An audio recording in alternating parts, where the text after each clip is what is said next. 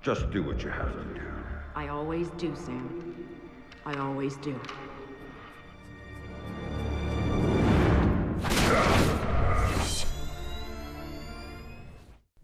What's going on, everybody? I'm your host, Gamestrodamus, and welcome to my review of Splinter Cell Conviction. That's right, the fourth game in the Splinter Cell series has finally arrived, and Sam Fisher is back and more badass than ever.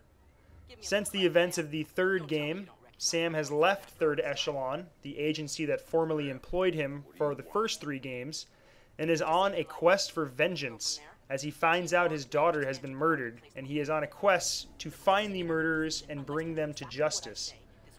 Now, since you've left Third Echelon and are on your own, you don't have your former gadgets, just all the badass training and a whole lot of anger on your side.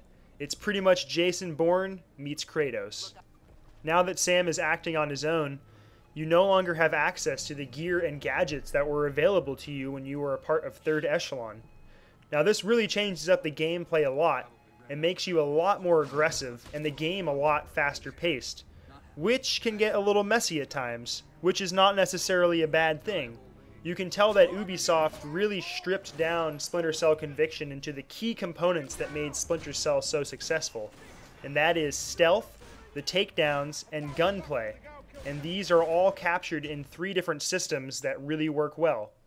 The first one is the cover system. Now, you can move from cover to cover places just by looking at them, if they are within range of you being able to run and slide there, and the arrow will mark which direction you are looking. This system is really nice for quickly moving around and navigating around an environment to make your move. Now, when it comes to gunplay, another great thing is the last known position. When you are caught by enemies, if you quickly run away, there will be a shadow left in your former position where they last saw you, which shows where their attention is focused, which lets you come around and flank them. Now, the best system created for this game has to be the mark and execute system. After taking someone down with a melee attack, you are able to mark multiple targets on the map, and once you're in range and you execute the command, you pretty much instantly kill everybody you've marked, which is awesome.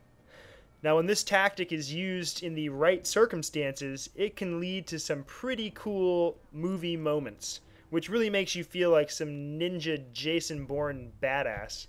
And once you execute the command, it makes these cool panther cat sounds, which really makes you feel like you're on the prowl. Meow. No, that's not what it sounds like. Just ignore that.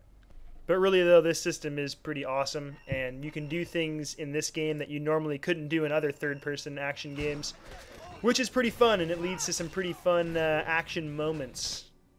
Besides those first three main systems, there's also a couple ways that you can interact with the environment around you, from getting sonar goggles to detect security beams, to targeting lights so that you can make shadows to move around in the environment easier, to also targeting destructible things within the environment to cause mass damage.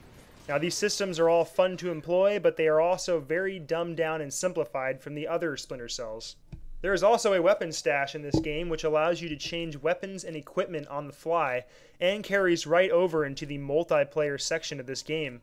You can also upgrade all of this gear through an achievement system that gives you points based on the amount of stealth kills or certain tactics that you employ throughout the game. This system is there simply to give you incentives to try different tactics when playing this game. One thing I wanted to point out that the developers did very well is tell the story through the environment, which they did in a couple different ways, from casting different cutscenes and information on walls to putting objectives and different priority points in little messages that you can see, but it doesn't really hinder the game and it does not take you out of the action. This is a very, very good system, and I really hope that other video games pick this up and employ it, because it's a great way to tell a story. Speaking of storytelling, Splinter Cell Conviction's single-player campaign is a lot of fun. Although it is a little short, the action and the storytelling are very well paced, and the environmental storytelling really immerses you within the whole story itself.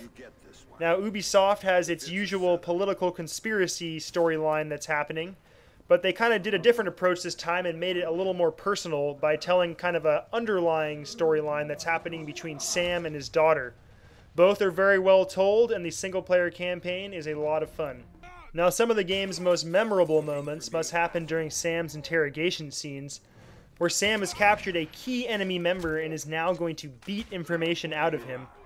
Now, this is a lot grittier than the other Splinter Cells and reminded me of the boss fights in God of War 3.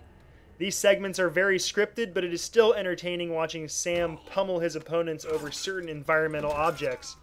Ooh, that toilet looks dirty. Nasty.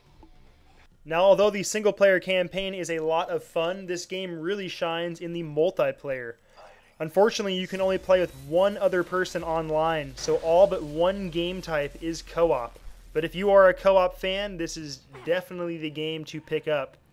And a fun part of the multiplayer is that you can interrogate people together. What better way to spend the weekend with your friends than beating people up together and slamming their heads in freezer doors? Give me my money, bitch. I want my money.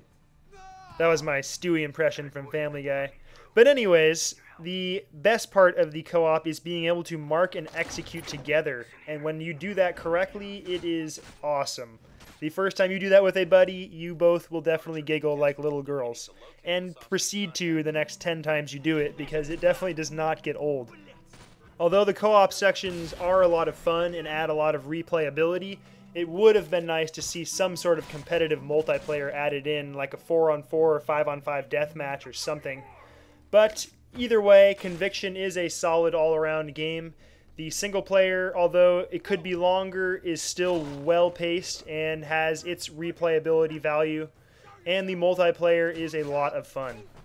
Although hardcore stealth fans might be a little disappointed how dumbed down things have gotten, this game is still a lot of fun, and if you are a third-person action fan in any way, I would suggest at least giving this game a rent to check it out. So, anyway, I hope you guys enjoyed this review. If you did, please rate, comment, and subscribe, and I will see you guys soon. Have a good one.